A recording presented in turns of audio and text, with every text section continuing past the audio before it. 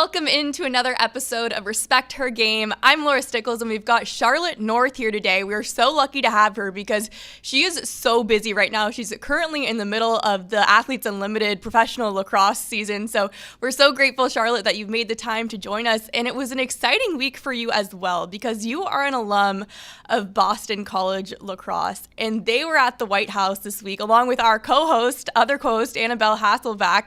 What was it like to get to see one of your former teams honored like that?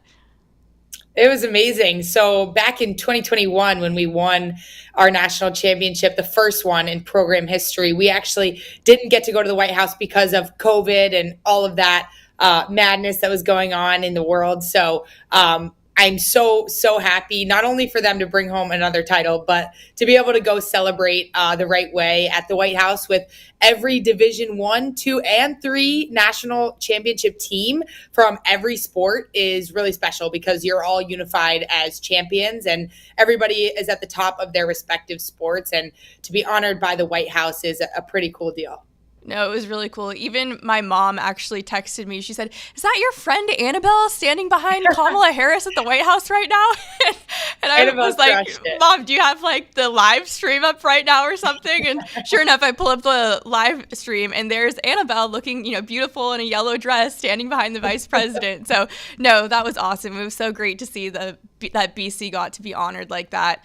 Well, we have a really exciting episode today. We're going to talk WNBA. We're going to talk some Olympics. But first, I think I just want to talk to you about your season with Athletes Unlimited because it is such an interesting league that you're a part of. It's currently in its 4th season, I believe, correct? You're currently in your 3rd season as part of the league, and you just finished week 1. It's a 4-week season, just finished week 1. So just to get things started, how did week 1 go for you? Week 1 was awesome. The format's really exciting here because Athletes Unlimited has a really unique model. They have 4 different sports. So they have basketball, lacrosse, volleyball, and softball. And in each of the sports, there are professional teams of athletes, and there are 4 of them, but they're not set in stone. So they shake up each week. There's a new draft at the beginning of each week, and that will determine what team you're on for the coming games that week. And so, and there's also an individual leaderboard system. So different positions earn different points for different things. And then at the end of each week, it will shake out, and the top 4 on the leaderboard will become captains of the following week, and they will end up drafting teams for the next round of games. So it's really exciting. It's a lot of change is happening each day and each week. And the games are highly physical, highly intense and competitive, which is what you want in professional sports. And so we had a great week 1. We had some awesome crowds down here in Sparks, Maryland at the USA Lacrosse headquarters, which is where we are located and where we are playing. And it was really fun to be back out there with my teammates. I just think it's so interesting because lacrosse is a team sport. All of the 4 sports that are involved with Athletes Unlimited, they are team sports. So when you were in college, you were playing lacrosse with the same team, the exact same team, all of the same women for the entire season, and some of them for 4 years. So what's it like being on a team that changes every single week? It's really challenging and it's unique and it's something, we embrace as athletes. We take on that challenge of building a new team every week, building new connections, new chemistry within different units. And a lot of that is talking through it, going to practice and realizing where the pieces of the puzzle may fit best and watching film and just getting to know what our teammates like and don't like and what they need. And so it's obviously a shortened amount of time each week. It's a few practices leading up to the first game. And so we take those very seriously. And we really challenge ourselves to be able to put together the best product as a team that we can by the first game, which is on Thursday of each week. You also mentioned the leaderboard because while lacrosse is normally a team sport, the way that Athletes Unlimited works is the winner at the end of the season is actually an individual. So can you help us understand a little bit more how this leaderboard works? Absolutely. It's really unique. Just like you said, it's different positions earn different types of points. So whether you're a goalie and you're making saves or a defender and you're coming up with a ground ball or a turnover on your matchup, whoever you're playing defense against, or you're an attacker and you're scoring goals, traditional points, I guess, in the name of lacrosse, which are goals and assists, but everything has a number value to it. And there's also negative points that you can earn with turnovers or mistakes or cards and fouls. So it's really fun to see how everything shakes out from position to position and within different teams. And then most of all, there are pretty substantial team points that you try to get over the individual points, which is winning a game. And you actually can earn points by winning each quarter of a game. And so it's really focused on trying to be as successful as possible with your team that week to be able to get points as a team and ultimately help you guys be set up for success as you head down the line in the season. Okay, I'm really glad that you brought up the team points because that was something that I hadn't learned about coming into this. And I was so curious, like, how do you balance wanting to win as an individual, wanting to win that title at the end of the season while still wanting your team to win? Yeah, you try not to think about it too much because, again, like I mentioned, that challenge of being put on a new team with people you may have played with or you may have played against in recent days or recent weeks, you're really focused in on that challenge and what you can do to be able to be successful come game day as a unit or as a team. And so less focus on the individual side and the point system there, but it's always nice to get some win points as a team. All of us are the top competitors, I would say, in the sport of lacrosse, and we do not like to lose. So everybody is fighting hard out there. It is high intensity and highly competitive, and it's fun to watch. For those of you who don't know what lacrosse is or what women's lacrosse is, maybe you've watched men's lacrosse and are a fan of that game. Women's lacrosse is wildly different. Just purely based on the equipment we wear. We don't wear pads or helmets. We wear goggles, and that's about it. And our sticks are a little bit different. The pocket depth in our stick head is a little bit shallower. So it's a little bit more of a game of finesse and passing in tight, a little bit like hockey in that sense, but a lot of stick and ball handling, a lot of athleticism. The midfielders in our game, they run upwards of 8 miles a game, which is pretty ridiculous. I'm an attacker myself, so that is not my forte, but credit to the midfielders out there who can run laps around us. But it's really fast and it's fun. It's up and down and it is nonstop action. Okay, so I do love that you brought up the fact that it's a team sport. Like, you really want your team to win at the end of the day. But when you're looking at the leaderboard right now, and guys, in case you missed Charlotte's first episode on this podcast, she's like very good at lacrosse. So she's currently ranked 6th out of 56 players in the point system within the Athletes Unlimited right now.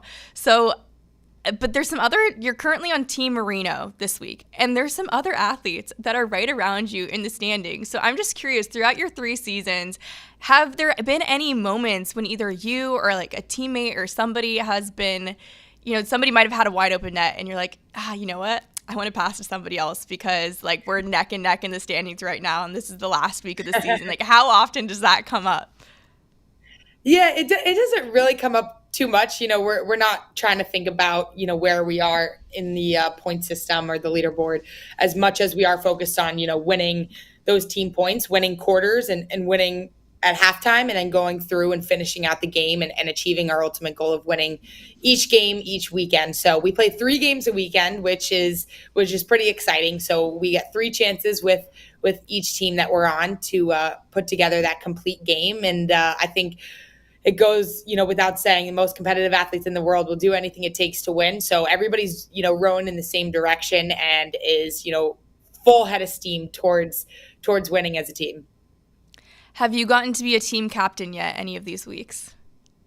I have not, no, which is it's a challenging task because you got to draft a team and then you got to lead the team and put all those pieces together. We don't have traditional coaches. We have facilitators, which help each team in the draft process. And then with everything involving, sideline substitutions and challenging plays and different things like that, calling timeouts and all that good stuff. But the captains have a lot of responsibility, which is awesome to see their leadership and to get to learn from them. I've been really fortunate to play on some awesome teams down here with some great captains. So I'm excited for what's to come this weekend. I'm sure one day you will get your opportunity to be a captain. So, what are some of the tips and tricks that you've picked up from all these other women who have been captain in the past that you can use when you do get this opportunity to draft and lead your own team? Like you said, it's a huge responsibility. So, how are you planning to do it?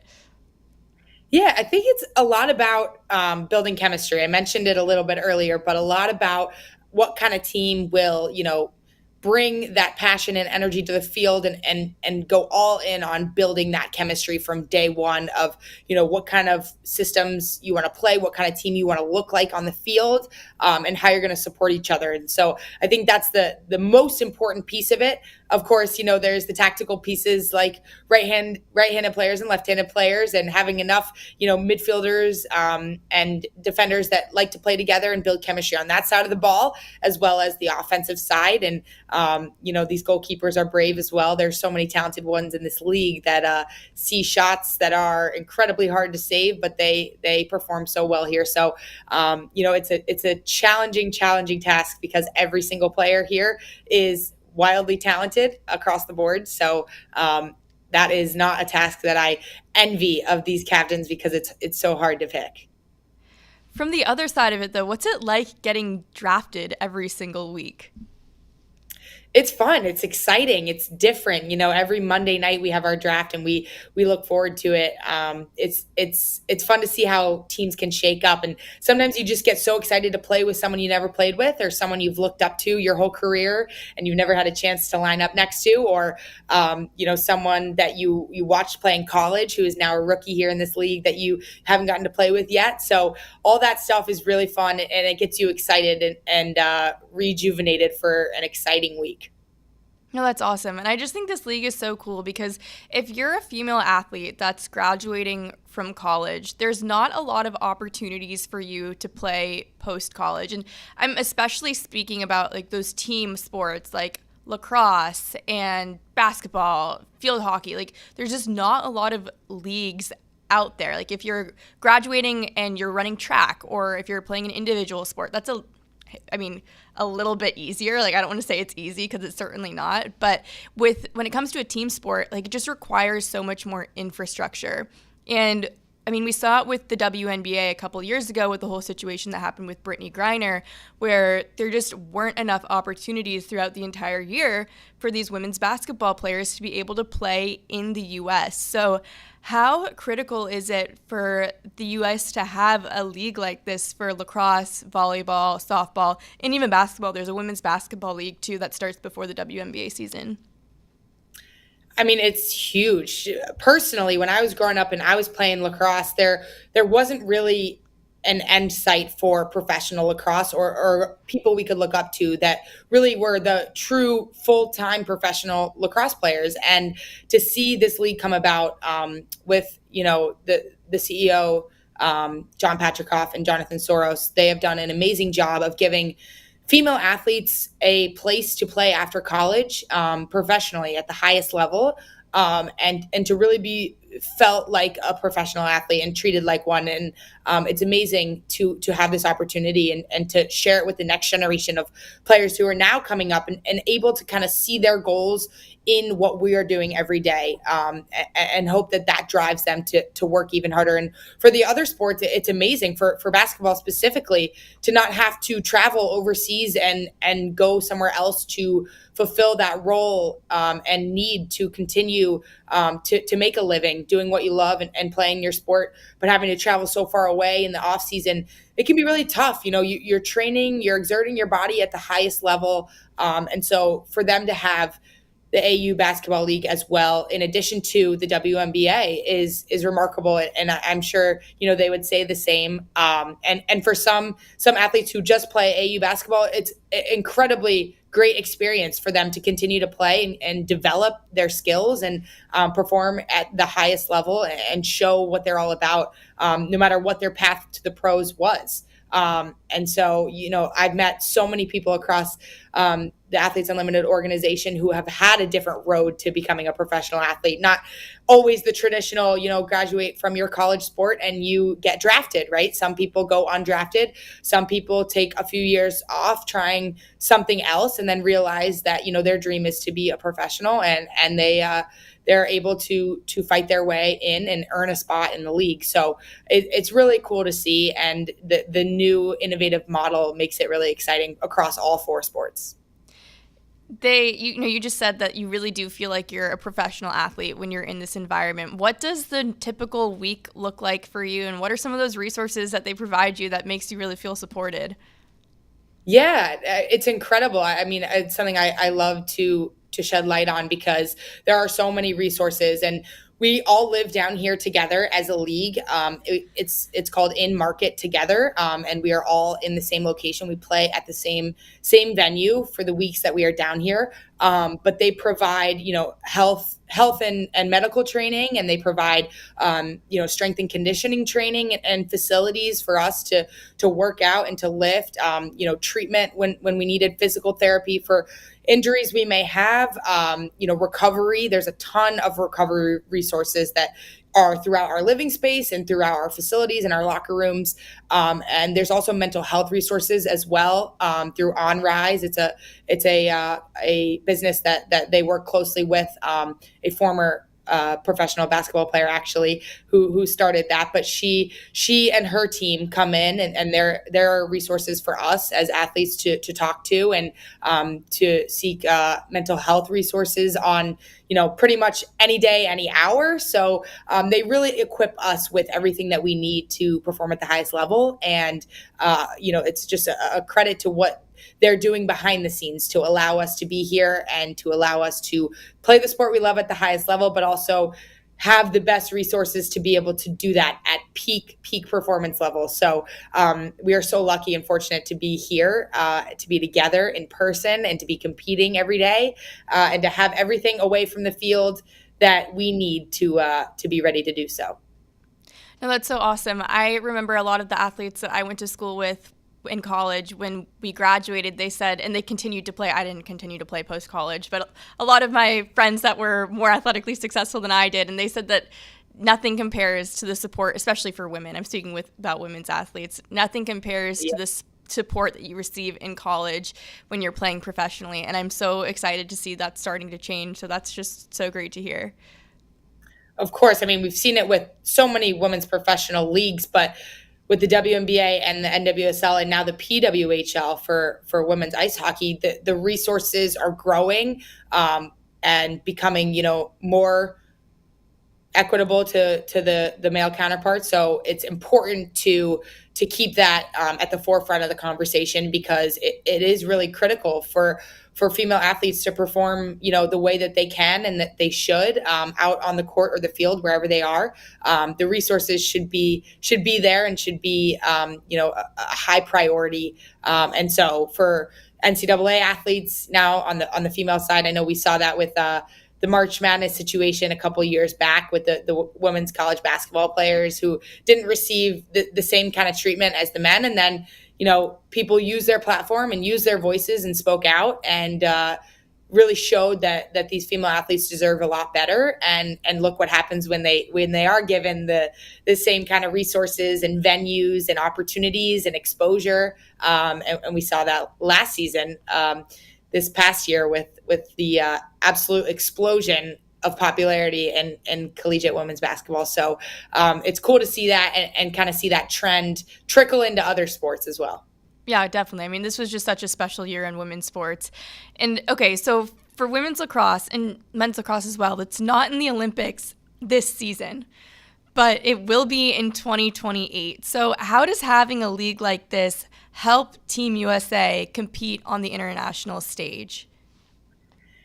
It's huge, because what's really cool about the format of the style we play here at Athletes Unlimited, we play 6 versus 6 on offensive or defensive settled sides of the ball. So that is a similar-ish format to what kind of lacrosse will be played in the Olympics. The Olympics in 2028 that will include lacrosse will have 6s format style of lacrosse, which is 5 versus 5 plus a goalie. It's a little bit of a shortened field, and it's a lot of up and down action.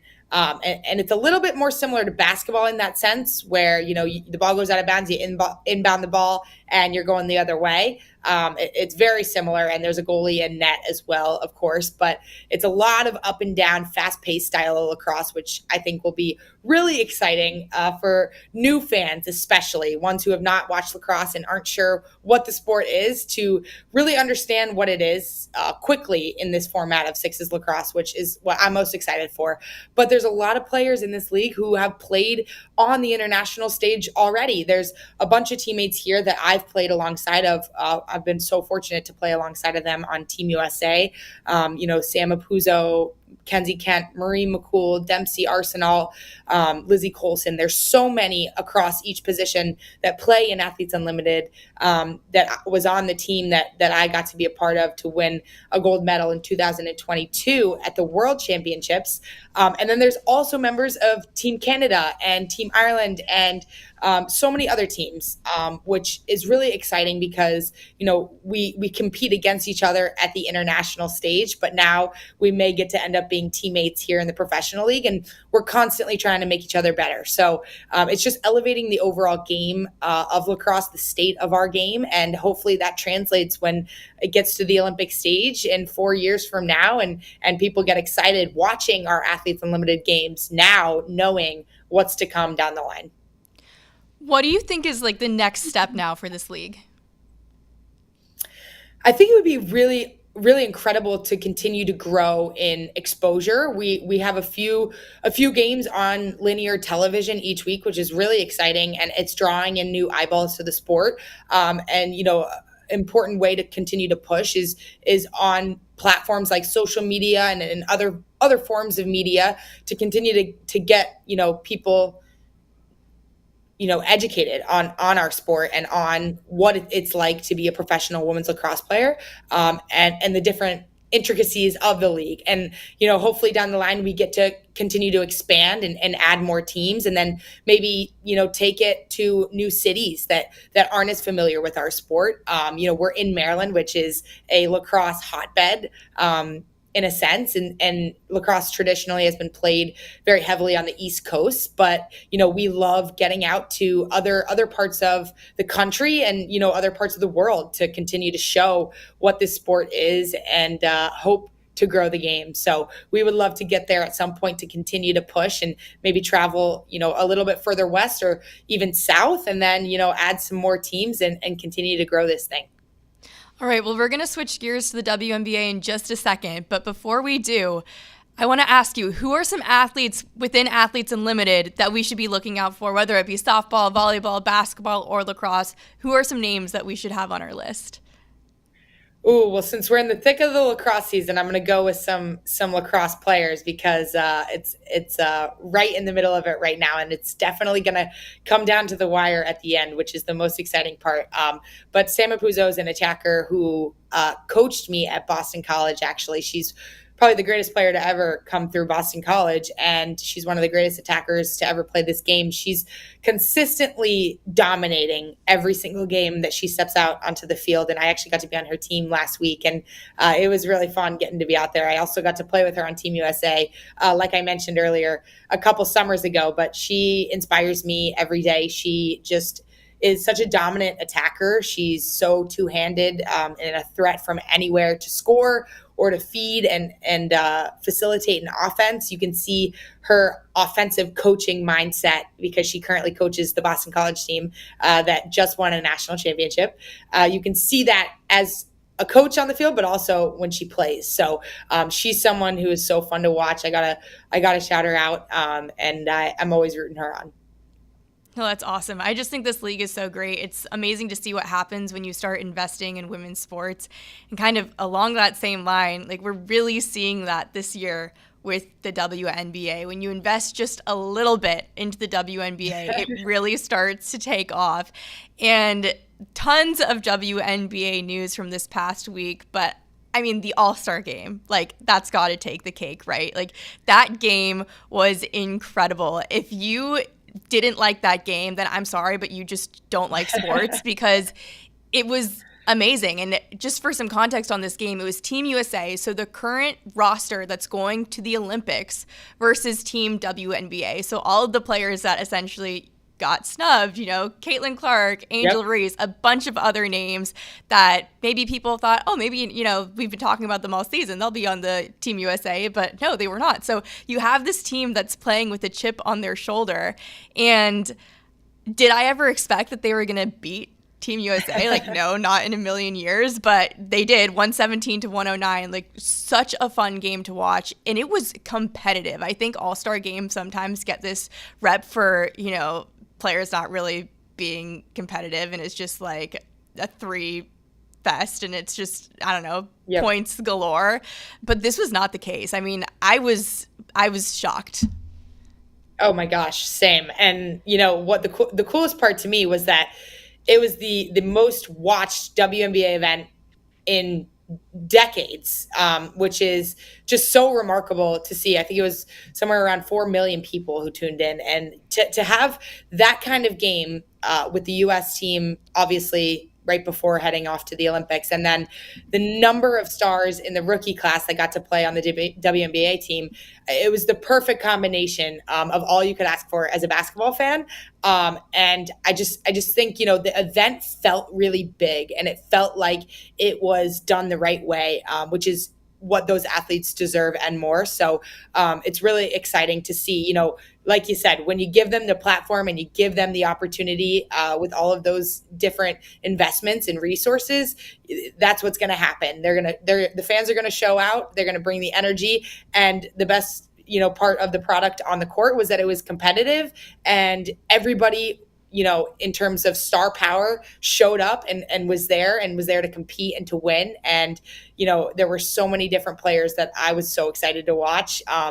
But I also love seeing at the end of the game, the U.S. team, wasn't taking that game lightly. It wasn't like an all-star game or a break for them. It was preparation for them.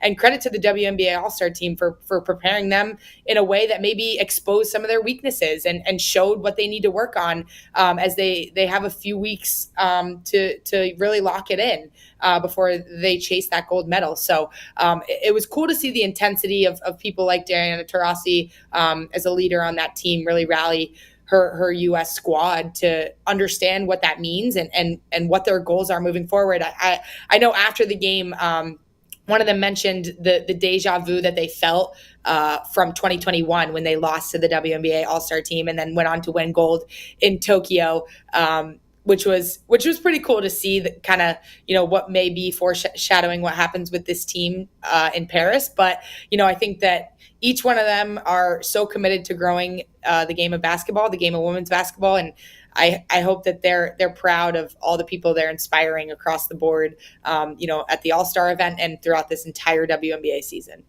Yeah, I mean, if anybody's concerned about Team USA in the Olympics, don't be. This is the most competitive basketball you're going to see all summer long. And that's just because, USA women's basketball is the best basketball in the world, because with the NBA, there's a lot of players that play internationally, and you just don't, or that come from international or from different countries to play in the US, and that's just not the case with the WNBA. The women's game isn't as popular yet internationally, so you still have this microcosm of women's basketball in the US that makes Team USA so good. So they're still heavy favorites. Do not fear. They're still going to be fine. But I love too what you said about the fact that Team USA did not take this game lightly. I said that Team WNBA had a chip on their shoulder. They had something to prove, but so did Team USA. There was so much talk that, these other women should be on this team. Caitlin Clark, she should get a spot. It's okay, but who are you going to take off the team? Really? Who's coming off this team? And it's they all felt like they had spots that they earned, and they were playing for that as well.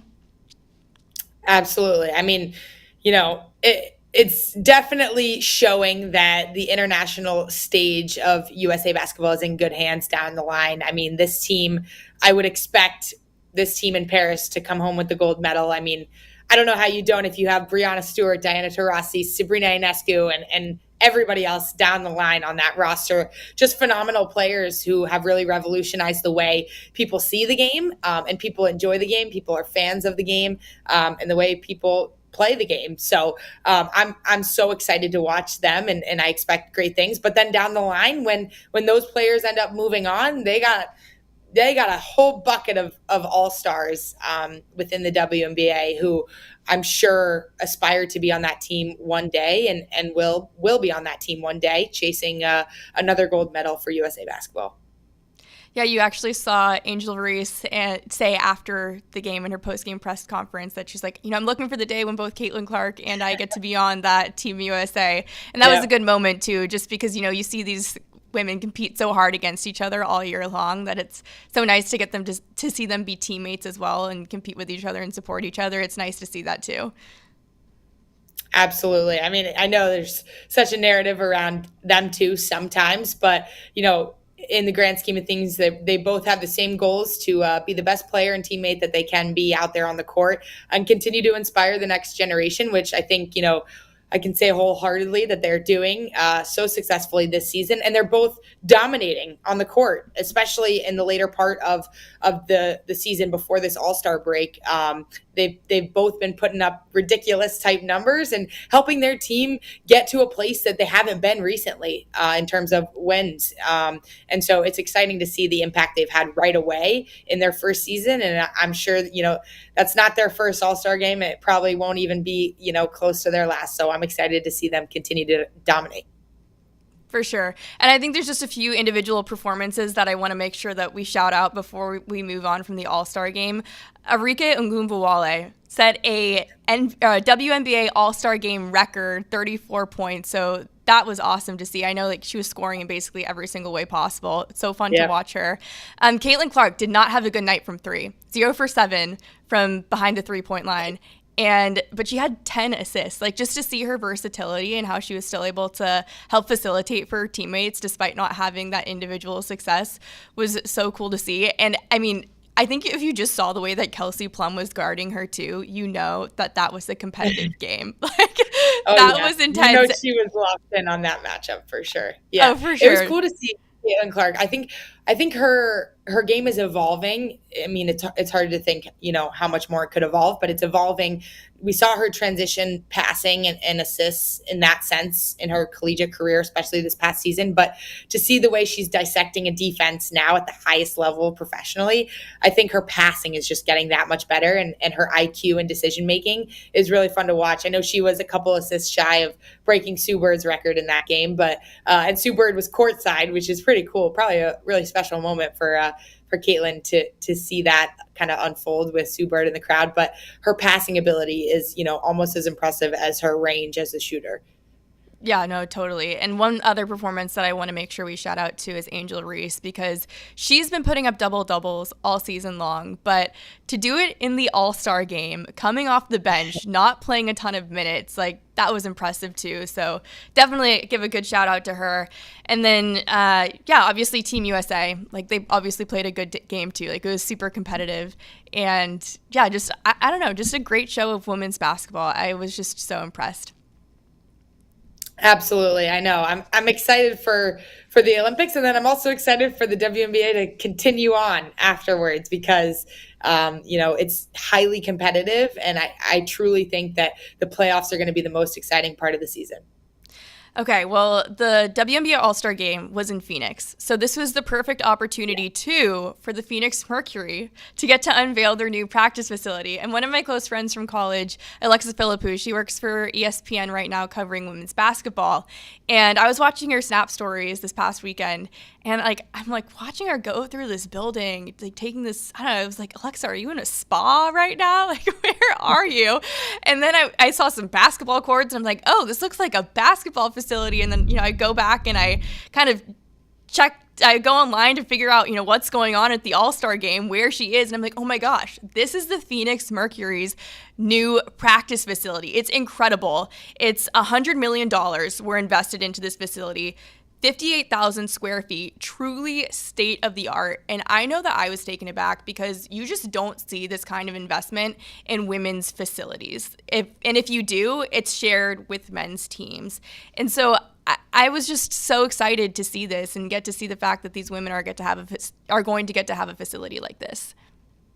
Oh my gosh, it's beautiful. I mean, just looking at it, it's like a dream for a professional athlete to have a facility dedicated to your team, your organization, and everything is in one place. I think a lot of times, female athletes, they haven't not only had a facility, but locker rooms were separate from where they would be playing, or medical and physical therapists would be elsewhere for treatment, and you would have to figure out how to make it all kind of work. And then, of course, like you mentioned, sharing facilities was also really hard. I mean, at every stage, but especially at the professional level. I know we've seen a lot of different, whether it's professional women's soccer, basketball, softball, lacrosse, you name it. A lot of times, facilities are shared with other players and other teams. And so it can make it hard when, you're that athlete that wants so badly to go out there and get some extra reps in, or to have an individual session with a coach, or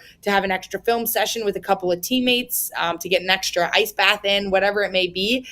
So to have that investment in this Phoenix Mercury team is so remarkable, and I think it will do so much for their organization.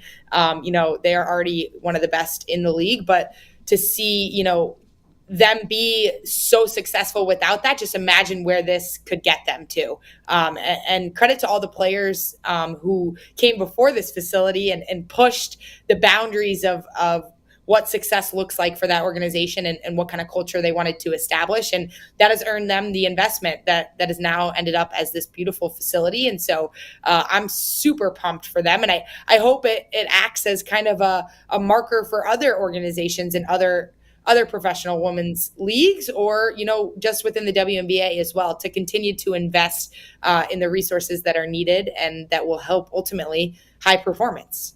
Yeah, well, speaking of investment as well, there is some other news that came out about the WNBA this past week and the NBA, but we're going to talk about the WNBA first, which is that there was a new TV rights agreement that was made between ESPN, NBC, Disney, obviously ESPN, but Disney, NBC, and Amazon.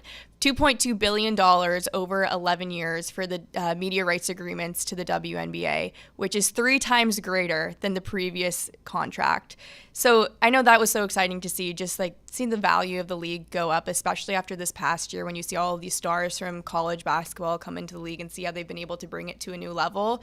But I think what's important about that is that you're going to get the salary cap to go up. You're going to get all of these other resources are going to start to become more available for these athletes. They're starting to finally get what they deserve. So I just thought that was such an exciting piece of news as well.